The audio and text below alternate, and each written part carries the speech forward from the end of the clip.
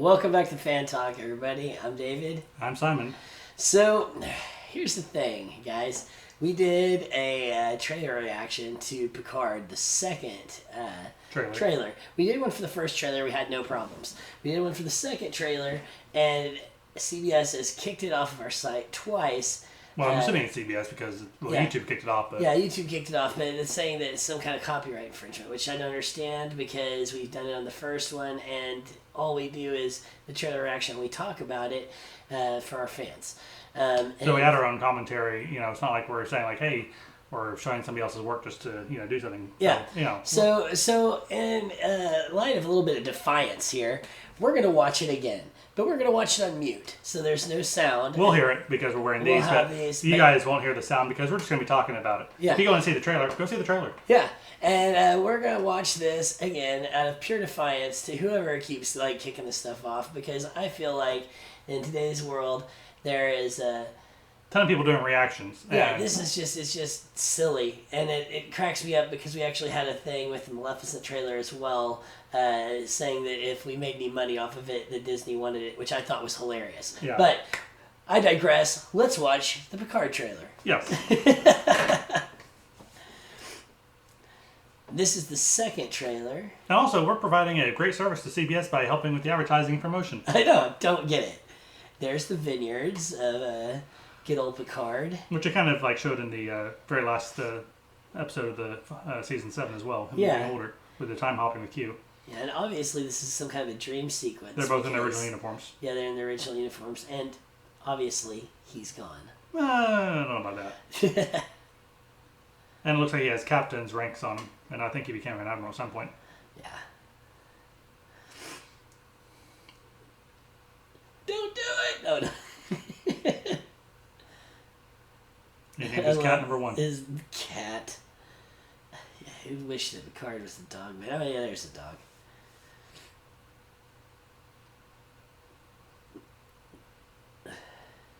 So who do you think that girl is?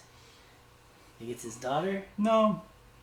It could be somebody that they're going to reference having to do with the previous... It could be daughter. I disagree with the scene. I feel like Picard walks into the Starfleet, somebody's going to know who he is. I think that's to show that he's kind of past his time. Yeah. As, no longer your house. I like the new emblem, the communicators with the reverse emblem. Yeah. Duh. You think about getting old like that, at some point you're like, yeah, I want another adventure.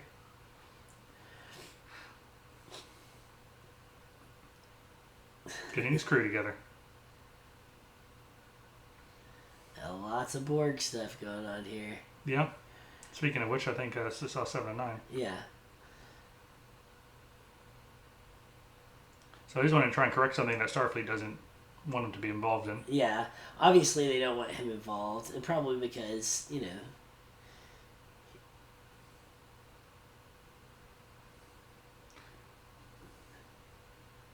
7, for yeah, sure. There's the good old 7 and 9.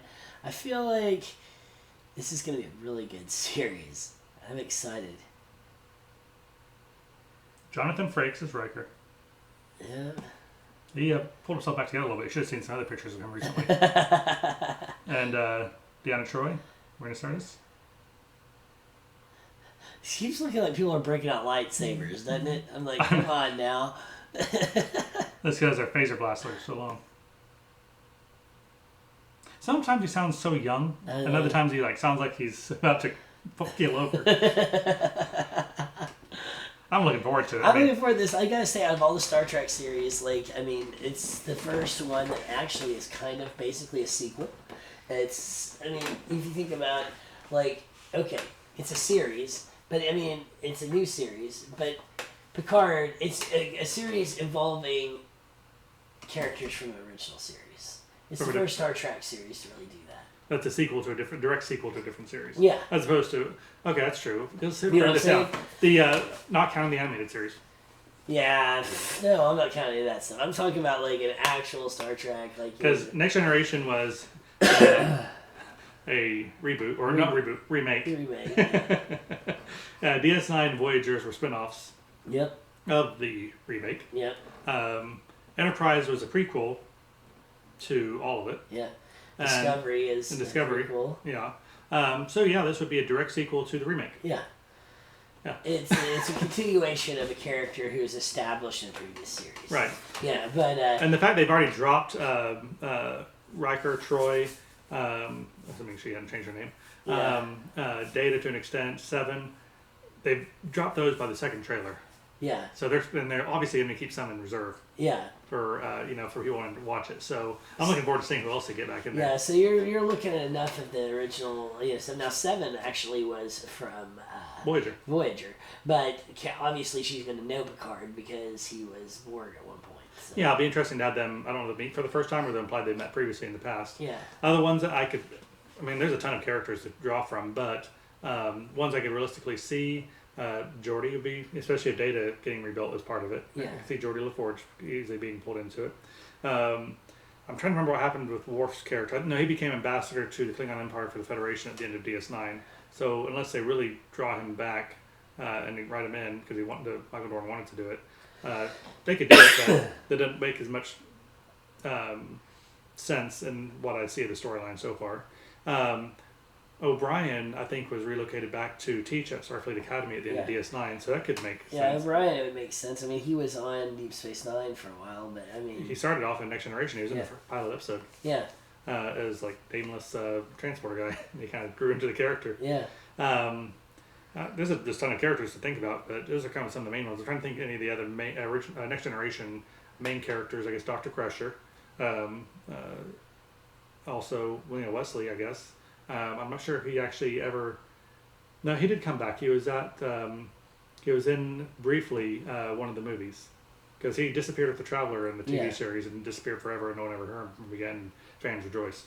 But he actually was a cameo in one of the movies, so they could bring him back. And I think Will Wheaton's developed himself with enough of a following online with fan communities that it wouldn't be the worst thing to have. It'd be okay having him. Depends on how much they actually brought Wesley into it. Will Wheaton. Yes. Will Wheaton. Why are you pronouncing the H like that? Wheaton. No, I just love how him and Big Bang Theory. Him and Sheldon always going at it. I love it. So. Yeah. There's a ton. Man, I'm looking forward to this. I don't know how many seasons. I guess I'll see how the first season goes and keep getting more on there. Yeah. But they have a story to tell. Hopefully they get it told well, and maybe open the door for more things. Yeah, I'm kind of curious if this is going to be a several season thing, or if this is going to be kind of a one season, one shot. Because obviously they have a story to tell, and maybe they can tell it all in one season. And I mean, let's be honest, he's not getting any younger. Yeah, and, Sir Patrick Stewart. Sir Patrick Stewart's not getting any younger, and he openly came out and said he never wanted to go back to this role. And it wasn't that he didn't like the character, loved the character, and the fans. It had nothing to do with that. It's just he is a big actor. He's done lots of things, and it's hard to go in and apply for a role. And people are like, "Oh, we're not really looking for Jean-Luc Picard," and he's like, "Ouch!" I'm so much more than that. And then on top of it, that he's older and he's done a lot of different things, and but he actually got a good script and decided he wanted to go back and do this, but I don't know for how long, so I'm kind of wondering if we're going to be looking at 2 or 3 seasons, or if we're just going to be looking at 1. I don't know yet. One thing that my tricky heart is thinking, hoping beyond hope, is that this does well, obviously for many reasons, but they bring in some of the very cast, some of the fan favorites, different cast members for the different shows of the era, the DS9, Voyager, Next Generation era, because they're all contemporaries of each other. Hopefully they bring in enough of those fan favorites and introduce them and connect them that they can then do another series spin-off with them, on becoming a new crew. Yeah. Just throwing it out there, Dr. Bashir, or not necessarily these people, just first one's coming to mind. You got the Dr. Bashir, you got Data, you got Volana Torres, you got kind of a new kind of mix of people that make sense. Mm-hmm. I have to sit there and think about it, think which ones would actually work well together like that, and actually unintentionally not work well for having the conflict. But you could have all these different characters from across the different series, and kind of create either a new series with that, or finally do another spin-off movie that DS9 Voyager never got. If this does well and they build up those characters enough, and it would actually, and if they make it to where it actually would be, it would work logically and not sounding too forced. Well, I know that Star Trek's really looking for that revitalization, because the reboot, with all the hopes and dreams that they had of it and how well the first one did, it really kind of actually... The three of them, they became victims of their own success in a way, because the budgets that those movies need to pay the actors what they're worth at that point wasn't there in the box office results, and that's ultimately what doomed it. Yeah, and then on top of that, they started messing with timelines and things like that. Confuses everyone. Just ask X-Men. Everybody. Yeah, and it just makes And also, Benedict Cumberbatch is a fantastic actor. I think definitely easily one of the top greats right now. The role of Khan was not for him. I mean, it seemed like, okay, let's get the best person we can think of and recast Khan. I was like, no, why don't we just not do Khan? I mean, I don't know. I really liked him in that role. And I say that, and I hate to sound like I'm just like immediately trying to agree, but I did like the movie. I enjoyed the movie. I liked him in the role. However, taking a step back, you have an Indian character that you're recasting with a British actor. 1, 2. Why do you need to retread the same stories and same things from the original series? Yeah. And why not say you got a new timeline? Do what you want. I don't know. Just a couple things about that sat wrong after time. Even though I did actually enjoy the movie. Yeah. And once again, he's a good actor in that role. I don't think was the right casting for that actual character. I can see that. I mean, I don't know. Overall, the new ones were a lot of fun, but I still didn't feel like, I would much rather saw something new. The third movie had some issues with that one too, and we could probably go off and talk about Star Wars for a while, but that too. Yeah. Oh my God. We've been talking about Star Wars so much lately the last few weeks that it's hard to switch. I can talk about Star Trek for quite a long time because I've seen every episode of every series and every movie, and several times on most of them. The third movie of the reboot series, had some fun in it, and it had some good stuff, but it was really just an hour and a half episode. Yeah. And also I didn't like how they just went completely left field on space stations that you could fly into, and they're almost planet size, and I was like, it just doesn't keep in with the continuity of the technology they have available in the rest of Star Trek. Yeah. Even like the space stations have always shown circling Earth are huge, and they have a bit of a star dock inside of them, but not that this massive thing that you can just fly ships around endlessly inside of. Yeah, no. They're not that big. And so having a space station on the edge of the Federation space it was like, that always just bugged me a little bit. But we'll definitely be talking more about Star Trek, and as we get closer to the January 23rd date of release of Picard on CBS All Access. Go CBS. Yay, we love you. Quit kicking our stuff off. Yeah.